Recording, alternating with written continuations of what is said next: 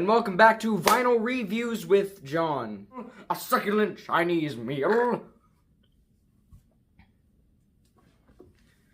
Today we are talking about Radiohead's A Moon-Shaped Pool.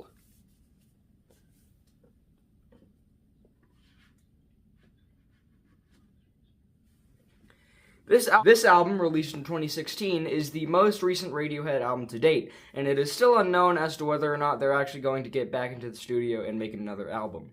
But if the stars don't align and they never make another album, I think this is an amazing note to go out on. Quite a few of the songs on this album were actually hanging around for quite some time before being on this album, and one of the tracks waited 20 years to be put on this album, but we'll get to that later. This is both their most cinematic album, their most beautiful album, and their most depressing album. But let's get straight into it. Without further ado, spinning side A, track 1 is called Burn the Witch. Well, she turned me into a newt. A newt. I got better.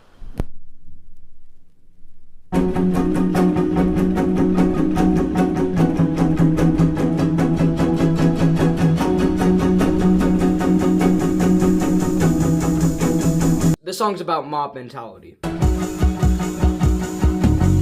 not react. Shoot the messengers.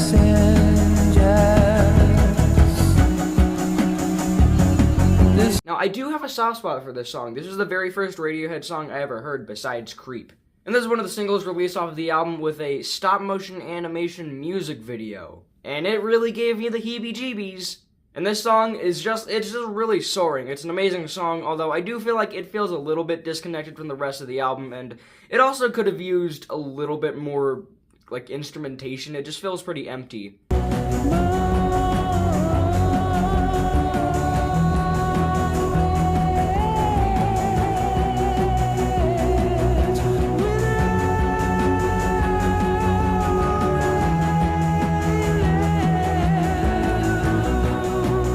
Up next comes track 2 on side A, and the final track on side A, Daydreaming. This is a very depressing, somber, atmospheric, piano-driven track. It starts out with a very C418 kind of sound to it. I don't know how to describe it, but every time I hear the opening of this song, I think of C418 and, Minecraft Volume Alpha and Volume Beta.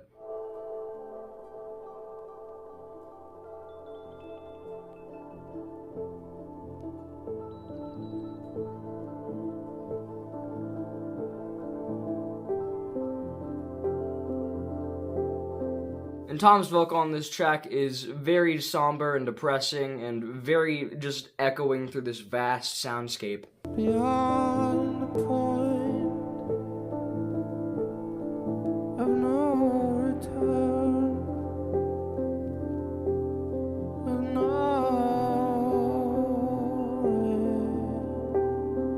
return.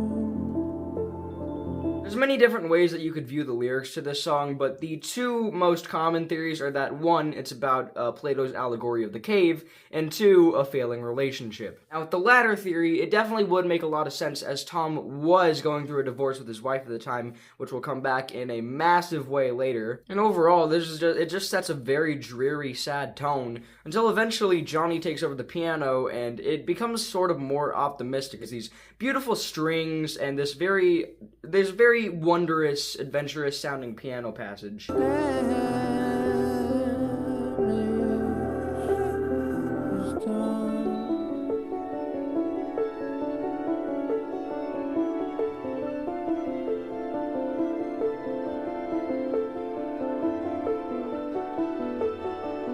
it doesn't last for too long before being pulled back down to its somber misery with some very unique reversed background vocals. Then it starts up the more optimistic section again.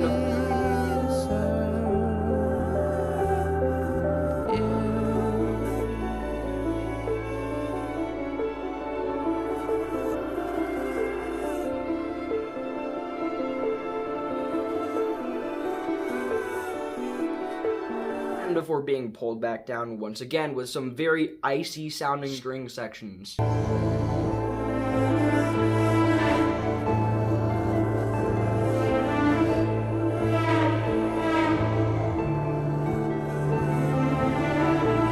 over to side B comes track 1, Dex Dark.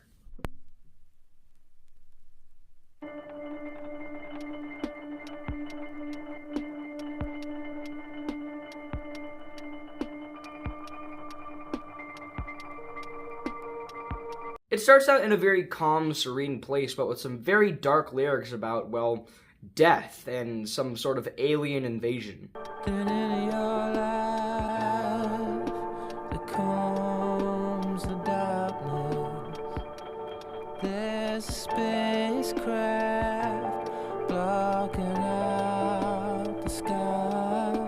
The more it slowly feels like it's building up, but you don't necessarily know where it leads. But then it just drops into this amazing soundscape. The guitar enters, the electric percussion at the very beginning is replaced with an acoustic drum beat, and this choir comes in.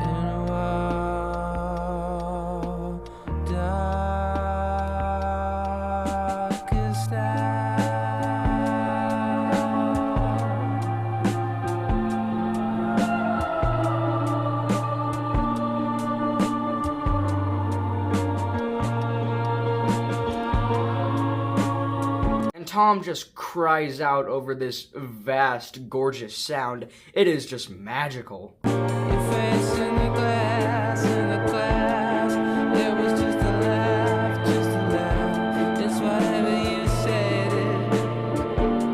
split infinity. Until eventually it transitions directly into track 2 on side B, Desert Island Disc.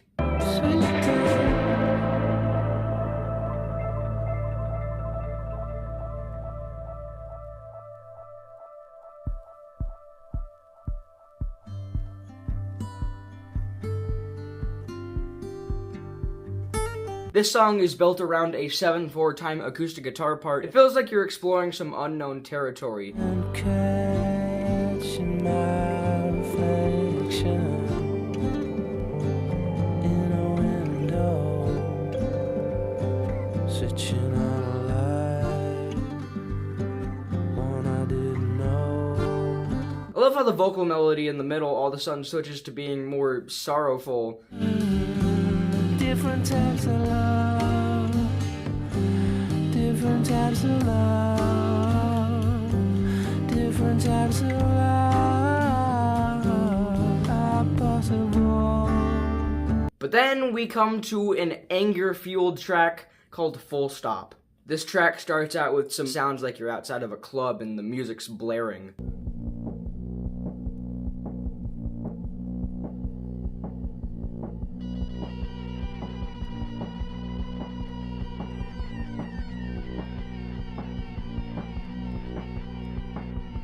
And you get a very fast-paced, anxious groove as more and more instruments come into the fold for almost 2 minutes until Tom finally starts singing. You really messed up everything.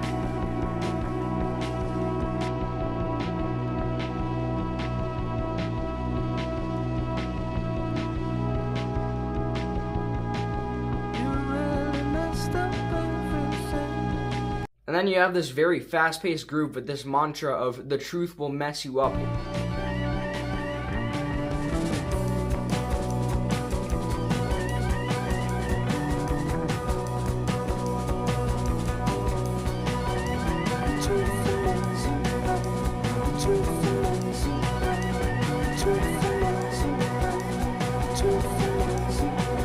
And then there's a layered backing vocal.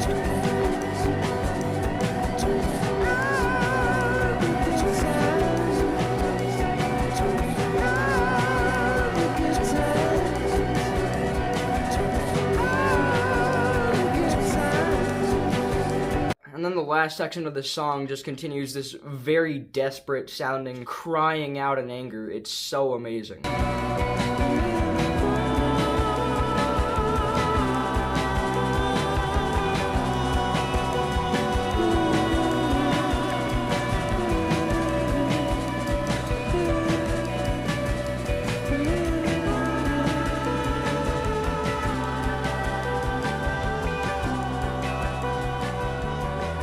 And then, moving over to record 2, comes track 1, Glass Eyes.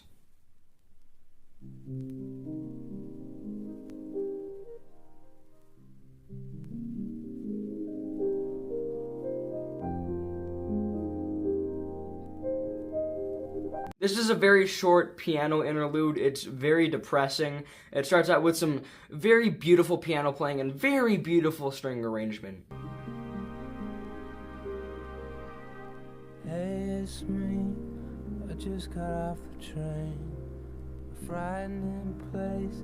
The faces are concrete gray, and I'm wondering, should I turn around? Buy another ticket. The panic is coming on strong. Lyrically, this song is about anxiety. It's the fear that you can't connect with people from the outside world, these glassy-eyed individuals who want nothing from you. Path trails off and heads down the mountain through the dry bush. I don't know where to lead. I don't care. Up next comes the track Identikit, which starts out with a very groovy drum beat from Philip Selway.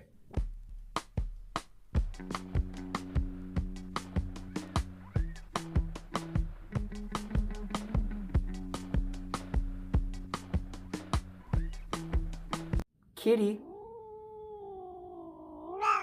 An identikit is a reconstruction of a person's face made out of these strips showing off different facial features that is typically used for witnesses to have a visual identity for a criminal.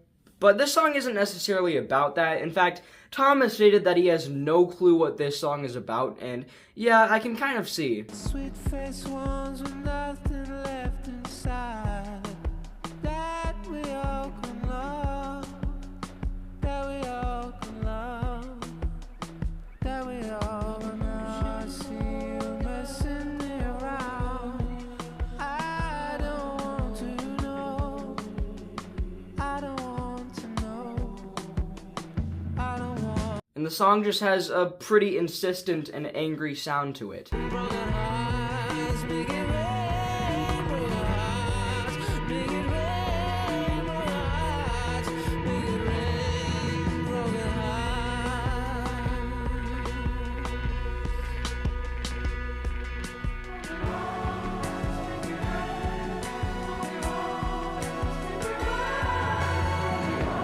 Up next comes a track called The Numbers.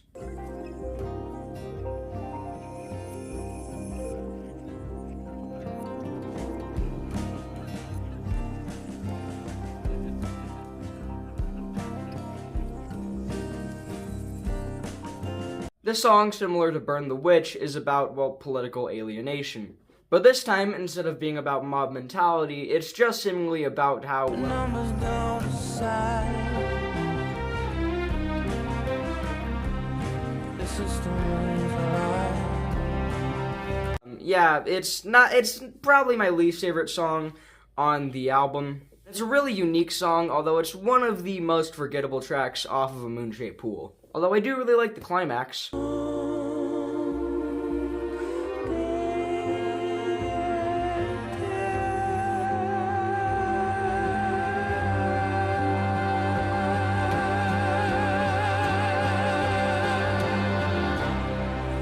Flipping over to side D, track 1 is my personal favorite track off of A Moon-Shaped Pool and one of my top 10 favorite Radiohead songs, period, present tense.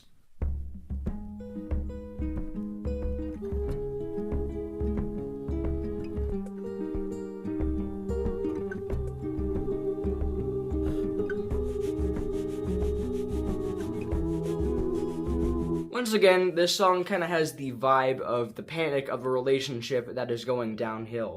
Distance is like a wave. It's like a wave of self-defense. Of self-defense.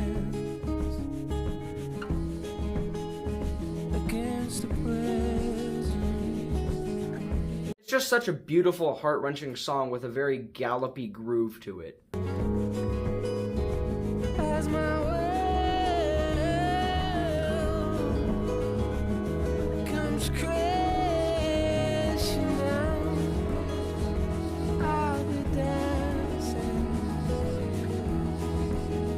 this song is just, the lyrics are very depressing, but it creates such an uplifting, gorgeous atmosphere. Oh, it's so beautiful. And you are loved. And you are loved. I won't turn around to the penny drop. Won't stop now. Won't slack off. All this love will be in vain. But after that, we have kind of a low point on the album with track 2 on side D, Tinker, Tailor, Soldier, Sailor, Rich Man, Poor Man, Beggar Man, Thief. That is a mouthful of a title. It has a very somber and kind of creepy atmosphere to it that is really cool, but I think this song is probably the worst off of this album. Editing John here. I got a haircut, but also I changed my mind. I really like the sound of that song. It's a great song. It's definitely not my least favorite song on the album anymore. Now I think that's probably the numbers. I'm still not the biggest fan of Tinker, Tailor, Soldier, Sailor, Rich Man, Poor Man, Beggar Man, Thief, but the song has grown on me. It's a really good song. Out of sight, not of mind, lonely, and their prey. It just goes on for too long. The lyrics kind of don't necessarily have that much of a meaning, but it seems to be about, well, self-defense and the things that you try and fight against. Stay up in the trees, all fish swim down too deep. And then there's this massive string swelling, and it is really good.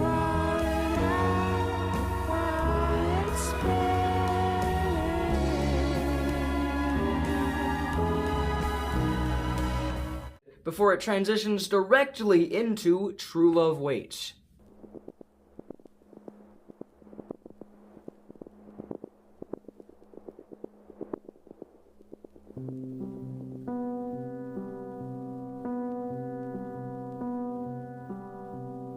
I think this transition is great, but I think it takes way too long to transition. I would have preferred it if they had it a lot shorter like this.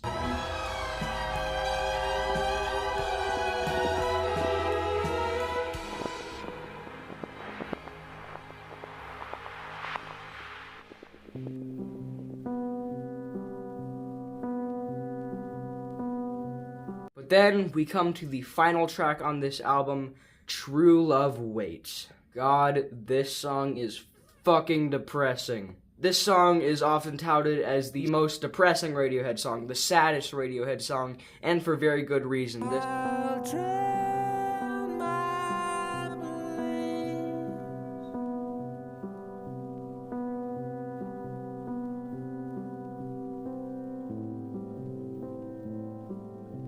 To have you, baby. Now, as I said at the start of this review, a lot of the songs have been kicking around for quite some time before appearing on this album, and I didn't really say anything about that in the actual review until now, because this is probably the most well-known case of that. As I stated before, this album released in 2016, and True Love Waits started long before that.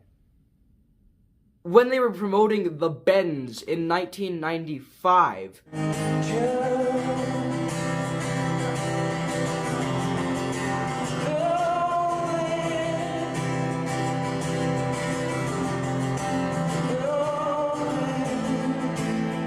That means this song had to wait 21 years to be released.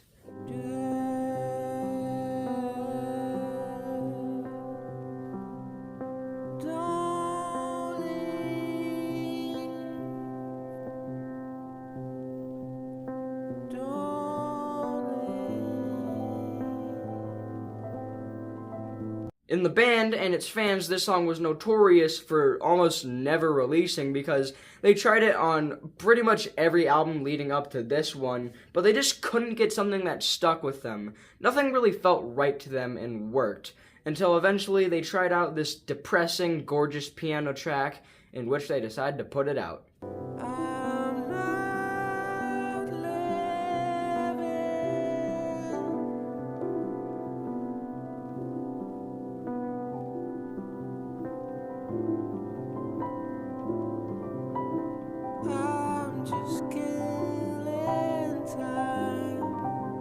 When the song started, it was an acoustic ballad. You can actually hear what it sounded like on the only other officially released version of the song, the live in Oslo version on the I Might Be Wrong live compilation. And true love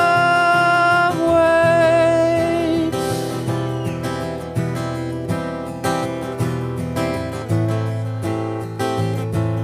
in haunted attics. And this is a very depressing song, but the events surrounding it makes it even more depressing.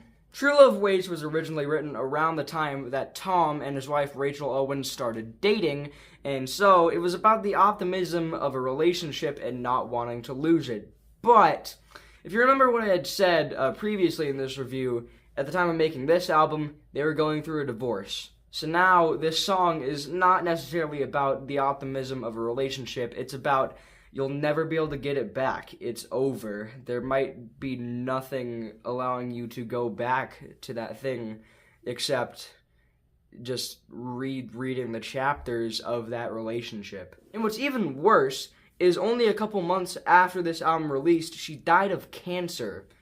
God, that just is awful. And if Radiohead were never to make another album, I think True Love Waits is just the perfect swan song for this band. True love waits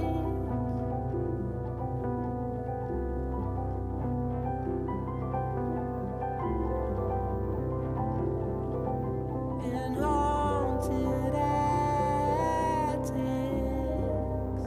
It's gorgeous, it's beautiful, it's depressing, it's soul-crushing, and that's a moon-shaped pool. Don't leave.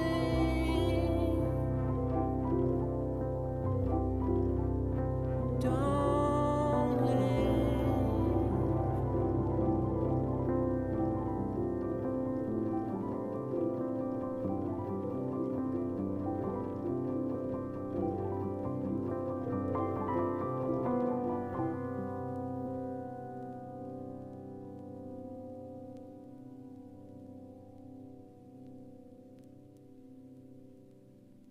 The most beautiful Radiohead album ever, maybe besides like In Rainbows. So that was A Moon-Shaped Pool. Very sad album, very beautiful album. It's overall just an amazing album, and it's really worth having on vinyl. Alright, so now I'm going to be adding a new segment to this show, which I haven't done before, in which I'm going to be listing my top 5 favorite tracks on this album. So, for my top 5 on A Moon-Shaped Pool, at number 5 would be Daydreaming, and number 4 would be True Love Waits, and number 3 would be Dex Dark, number 2 would be Full Stop, and number 1 would be Present Tense. So yeah, that's my review of A Moon-Shaped Pool.